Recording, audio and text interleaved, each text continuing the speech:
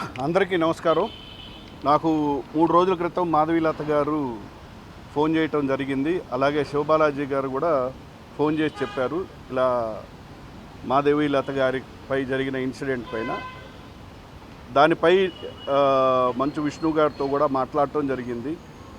ముందుగా చెప్పాలనుకుంది ఏంటంటే, మూవీ ఆర్టిస్ట్ అసోసియేషన్లో there is a women protection cell. ఎందుకంటే మూవీ ఆర్టిస్ట్ అసోసియేషన్లో ఉన్న మహిళలందరికీ మేము అండగా ఉంటామని ఒక సీరియస్ ఉమెన్ ప్రొటెక్షన్ సెల్ ఉంది. ఎందుకంటే ఇవాళ అసోసియేషన్లో మహిళలు వర్క్ ప్లేస్లో యాక్ట్ చేస్తున్నారు. వాళ్ళు ఎంతో కష్టపడి పాపం వాళ్ళ జీవితాలను పనంగా పెట్టి వాళ్ళు యాక్ట్ చేస్తున్నారు, జనంలోకి వెళ్తున్నారు.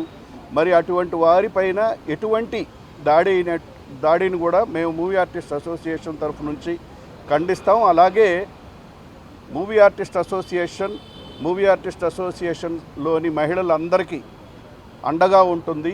అలాగే మాధవీలత గారిని ఆ రోజు నేను రిక్వెస్ట్ చేసాం. ఛాంబర్లో కూడా వారు కంప్లైంట్ ఇచ్చారు. అలాగే ఇండస్ట్రీలోని అన్ని సంఘాల్లోనూ వారు కంప్లైంట్ ఇవ్వటం జరిగింది. తప్పనిసరిగా, ఎందుకంటే ఈ మధ్య మేము చూస్తున్నాం, మాకు చాలా బాధాకరంగా ఉంది. ఇండస్ట్రీలో చాలా వ్యక్తుల పైన ఈ యూట్యూబుల్లో రాంగ్ ప్రచారాలు, అంటే నిజం గడప దాటేలోపే అబద్ధం ఊరంతా తిరిగేసి వస్తుంది. అది వాళ్ళ వ్యక్తిగత జీవితాలని పాడు చేస్తున్నాయి.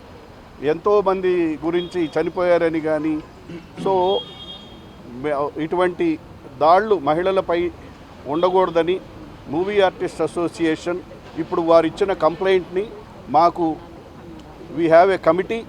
ఈ కమిటీలో మొత్తం committee members, office bearers, committee members అందరూ చర్చించి దీనిపైన the entire committee will take a decision and we all say that we will stand by all the women in movie artist association.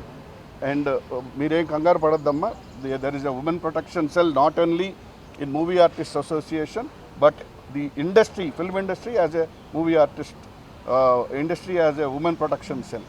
So తప్పనిసరిగా ఇండస్ట్రీలో కష్టపడే మహిళలకి అండగా ఉంటారని చెప్తూ సెలవు తీసుకుంటాం.